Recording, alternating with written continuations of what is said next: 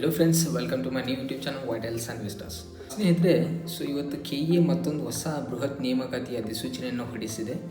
ಅದು ಯಾವುದಪ್ಪ ಅಂದ್ರೆ ಆರೋಗ್ಯ ಮತ್ತು ಕುಟುಂಬ ಕಲ್ಯಾಣ ಇಲಾಖೆಯಲ್ಲಿನ 188 ಬೃಹತ್ ನೇಮಕಾತಿಯನ್ನು ನಡೆಸ್ತಾ ಇದೆ. ಅದು ಯಾವುದಂದ್ರೆ ಫಾರ್ಮಸಿ ಆಫೀಸರ್ ಮತ್ತು ನರ್ಸಿಂಗ್ ಆಫೀಸರ್ ಅಂತೇಳಿ. ಅದರದ್ದು ಇನ್ ಡೀಟೇಲ್ ಆಗಿ ನಾವು ಈ ವಿಡಿಯೋದಲ್ಲಿ ಡಿಸ್ಕಸ್ ಮಾಡುವಂತೆ. ವಿಡಿಯೋನ ಕೊನೆವರೆಗೂ ನೋಡಿ, ಸ್ಕಿಪ್ ಮಾಡಬೇಡಿ. ವೆರಿ ಇಂಪಾರ್ಟೆಂಟ್ ಇರುತ್ತೆ. ಸ್ಟಾರ್ಟ್ ಮಾಡೋಣ ಬನ್ನಿ. ಸ್ನೇಹಿತರೆ, ಕರ್ನಾಟಕ ಪರೀಕ್ಷಾ ಪ್ರಾಧಿಕಾರ ಬೆಂಗಳೂರು ದಿನಾಂಕ ನೋಡ್ಬೋದು ನೀವು. 6/8/2026 ಅಧಿಸೂಚನೆಯನ್ನು ಹೊರಡಿಸ್ಯಾರ. ಅದು ಎಲ್ಲಿಪ್ಪ ಅಂದರೆ ಕಾರ್ಮಿಕ ರಾಜ್ಯ ವಿಮಾ ಯೋಜನೆ, ವೈದ್ಯಕೀಯ ಸೇವೆಗಳ ಇಲಾಖೆ, ಉಳಿಕೆ ಮೂಲ ವೃಂದದಲ್ಲಿ ಖಾಲಿ ಇರುವ ಗ್ರೂಪ್ ಸಿ ವೃಂದದ ಫಾರ್ಮಸಿ ಆಫೀಸ್ ಮತ್ತು ನರ್ಸಿಂಗ್ ಆಫೀಸರ್ಸ್. ನೇರ ನೇಮಕಾತಿ ಹುದ್ದೆಗಳನ್ನು ಸ್ಪರ್ಧಾತ್ಮಕ ಪರೀಕ್ಷೆ ಮೂಲಕ ಅರ್ಹ ಅಭ್ಯರ್ಥಿಗಳನ್ನು ಭರ್ತಿ ಮಾಡಲು ಕರ್ನಾಟಕ ಪರೀಕ್ಷಾ ಪ್ರಾಧಿಕಾರವು ಆನ್ಲೈನ್ ಮೂಲಕ ಅರ್ಜಿಗಳನ್ನು ಆಹ್ವಾನಿಸಿದೆ. ಅರ್ಹ ಅಭ್ಯರ್ಥಿಗಳು ಸದರಿ ಹುದ್ದೆಗಳ ನೇಮಕಾತಿಗೆ ಅರ್ಹತೆಯನ್ನು ಪಡೆಯಲು ಕರ್ನಾಟಕ ಪರೀಕ್ಷಾ ಪ್ರಾಧಿಕಾರವು ನಡೆಸುವ ಸ್ಪರ್ಧಾತ್ಮಕ ಪರೀಕ್ಷೆಗಳಿಗೆ ಹಾಜರಾಗಬೇಕು. ಟೋಟಲ್ ಹುದ್ದೆಗಳ ವಿವರ ನೋಡೋಣ. Pharmacy officer, first pharmacy officer ವೇತನ ಶ್ರೇಣಿ ಬಂದುಬಿಟ್ಟು 44,425ರಿಂದ 83,700. ಹೈಯೆಸ್ಟ್ ಸ್ಯಾಲ್ರಿ ಇದೆ ನೋಡಿ. ಗ್ರೂಪ್ ಸಿ ಬರುತ್ತೆ ಇದು. Under group C. ಟೋಟಲ್ ಹುದ್ದೆಗಳು ಬಂದುಬಿಟ್ಟು 98 ಇದಾವೆ. Pharmacy officer. ಅದಾದಮೇಲೆ second one nursing officer. Nurses ಏನಿದೆ 54,000 ಸ್ಟಾರ್ಟಿಂಗಿಂದ 99,400ವರೆಗೂ ಅವ್ರದ್ದು ಏನಿದೆ ವೇತನ ಶ್ರೇಣಿ ಇದೆ. ಅವ್ರದ್ದು ಟೋಟಲ್ ಪೋಸ್ಟ್ ಎಷ್ಟಿದಾವೆ? 90 ಇದಾವೆ. Total 188 post. ಹಾಗೆ ಶೈಕ್ಷಣಿಕ ವಿದ್ಯಾರ್ಹತೆ. ಎಜುಕೇಷನ್ ಕ್ವಾಲಿಫಿಕೇಷನ್ ಬಂದರೆ ಫಾರ್ಮಸಿ ಆಫೀಸರ್ಗೆ ಏನಾಗಿರಬೇಕು? Must possess diploma in pharmacy from an institution recognised by the government of Karnataka. Must ಏನಾಗಿರಬೇಕು? ಡಿಪ್ಲೊಮಾ ಇನ್ ಫಾರ್ಮಸಿ ಆಗಿರಬೇಕು. And must have registered with Karnataka pharmacy council. ಅದೇನಿದೆ ರಿಜಿಸ್ಟರ್ಡ್ ಫಾರ್ಮಸಿಸ್ಟ್ ಆಗಿರಬೇಕು. ಡಿಪ್ಲೊಮಾ ಇನ್ ಫಾರ್ಮಸಿ ಮಾಡಿರಬೇಕು ಮತ್ತು pharmacy registration must and should ಆಗಿರಬೇಕು. Next ಒಂದು nursing ಆಫೀಸರ್ಗೆ must possess a diploma in nursing general nursing issued by an authority authorised by the government of Karnataka. Must possess diploma in general nursing ಆಗಿರಬೇಕು. ಆಮೇಲೆ must have registered in the Karnataka nursing council. ಇವರು ಕೂಡ registered nursing ಕೌನ್ಸಿಲಲ್ಲಿ registered ಆಗಿರಬೇಕು. ಅದಾದಮೇಲೆ ವಯೋಮಿತಿ ನೋಡೋಣ. ವಯೋಮಿತಿ ಬಂದ್ಬಿಟ್ಟು ಸಾಮಾನ್ಯ ಅಭ್ಯರ್ಥಿಗಳಿಗೆ 40 ವರ್ಷ ಇದೆ.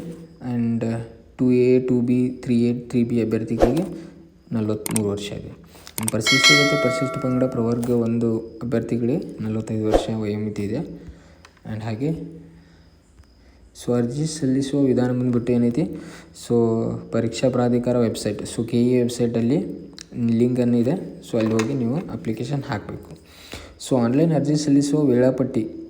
ಆನ್ಲೈನ್ ಅರ್ಜಿ ಸಲ್ಲಿಸುವ ಆರಂಭಿಕ ದಿನಾಂಕ ಯಾವುದಪ್ಪ ಅಂದ್ರೆ 7/8/2026. 7ನೇ ತಾರೀಕಿಂದ ಸ್ಟಾರ್ಟ್ ಆಗುತ್ತೆ.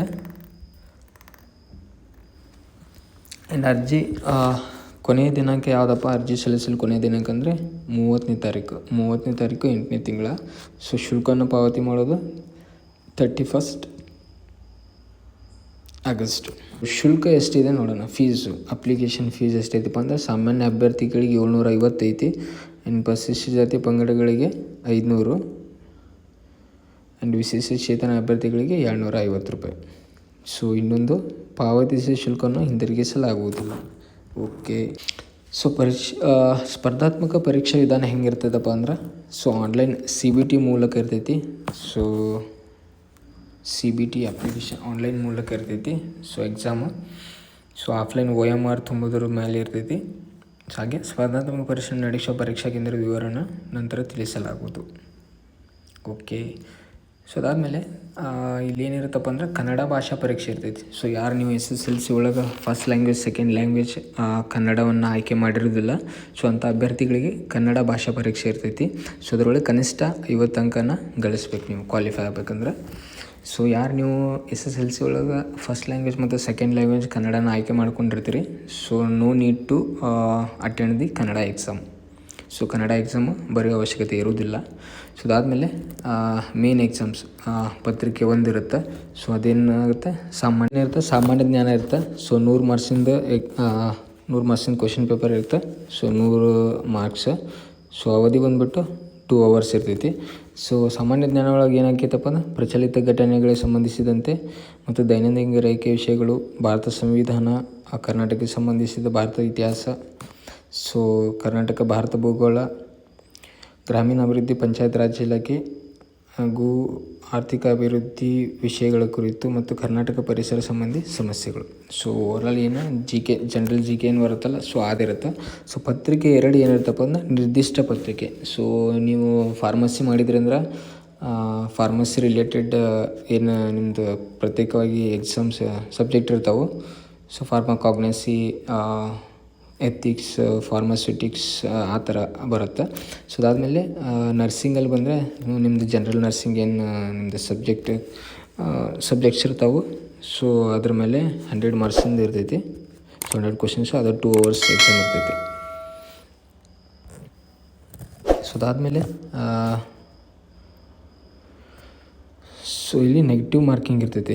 ಸೊ ಸ್ಪರ್ಧಾತ್ಮಕ ಪರೀಕ್ಷೆಯಲ್ಲಿ ಪ್ರತಿಯೊಂದು ಪ್ರಶ್ನೆಗೂ 4 ಪರ್ಯಾಯ ಉತ್ತರಗಳಿದ್ದು ಅಭ್ಯರ್ಥಿಗಳು ಯಾವುದಾದ್ರೂ ಒಂದು ಸರಿ ಉತ್ತರವನ್ನು ಮಾತ್ರ ಆಯ್ಕೆ ಮಾಡತಕ್ಕದ್ದು. ಪ್ರತಿ ತಪ್ಪು ಉತ್ತರಕ್ಕೆ 4ನೇ 1 ಅಂಶ. ಸೊ 0.25 ನೆಗೆಟಿವ್ ಮಾರ್ಕಿಂಗ್ ಇರುತ್ತೆ. Okay, S.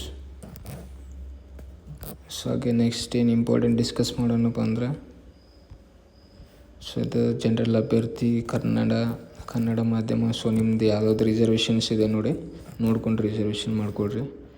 ಕನ್ನಡ ಅಭ್ಯರ್ಥಿ ಇದ್ದಿದ್ದು. ಸೊ ಅದಾದಮೇಲೆ ಸೊ ಅಷ್ಟೇ, ಡನ್. ಸೊ ಇಷ್ಟಿದೆ notification. So total 188 post. So ಬೇಗ ಅಪ್ಲಿಕೇಶನ್ ಹಾಕ್ರಿ. ಸೊ ಲಾಸ್ಟ್ವರೆಗೂ ಎಂಡ್ವರೆಗೂ ಕಾಯಕ್ಕೆ ಹೋಗ್ಬೇಡ್ರಿ, ಯಾಕಂದರೆ ಸರ್ವರ್ ಬ್ಯುಸಿ ಇರ್ತೈತಿ.